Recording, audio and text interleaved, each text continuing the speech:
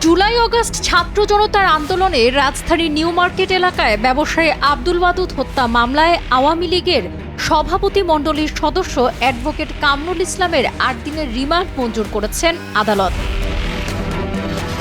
মঙ্গলবার সকালে কড়া নিরাপত্তা ব্যবস্থায় তাকে সিএমএম আদালতে হাজির করে পুলিশ। এদিন মামলার সুষ্ঠু তদন্তের স্বার্থে তাকে ১০ দিনের রিমান্ডে নিতে আবেদন করেন মামলার তদন্তকারী কর্মকর্তা জাহাঙ্গীর আরিফ। এ সময় মামলার সুষ্ঠু তদন্তে আসামিকে জিজ্ঞাসাবাদের জন্য রিমান্ডের পক্ষে শুনানি করেন রাষ্ট্রপক্ষের কৌঁসুলি।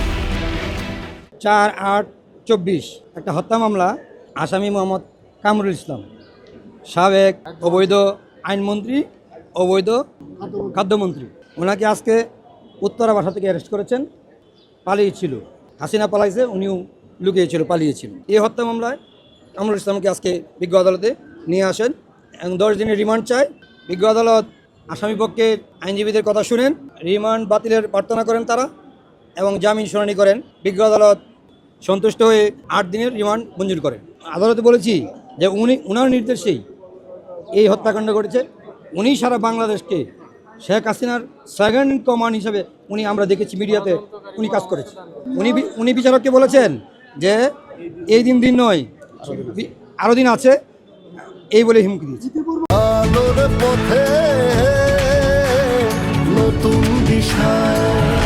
অপরদিকে রিমান্ড বাতিল করে জামিনের আবেদন করেন আসামি পক্ষের আইনজীবীরা। অ্যাডভোকেট কামরুল ইসলামকে গ্রেপ্তারপূর্বক বিজ্ঞ আদালতে ১০ দিন রিমান্ড চাওয়া হয়েছে।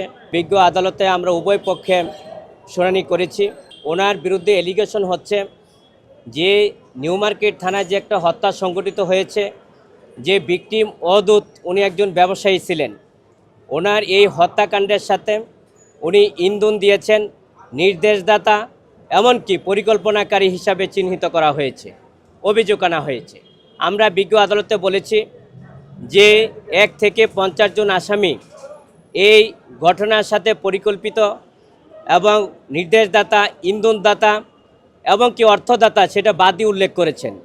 কিন্তু আমি এজাহারভুক্ত ৫৭ নম্বর আসামি, কিন্তু বাদী তো আমাকে সন্দেহ করে নাই। এই মামলায় আমরা বিজ্ঞ আদালতে সেটা বলেছি।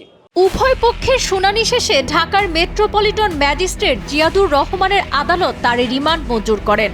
সোমবার রাজধানী উত্তরা থেকে কামরুল ইসলামকে গ্রেপ্তার করে ঢাকা মহানগর গোয়েন্দা পুলিশ।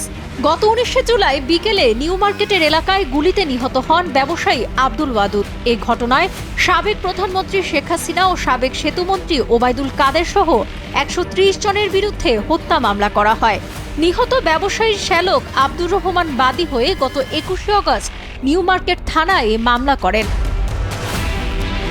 শেখ ফরিদের পাঠানো তথ্যচিত্রে ডেস্ক রিপোর্ট, সাবরিনা কাজী, কালের কণ্ঠ।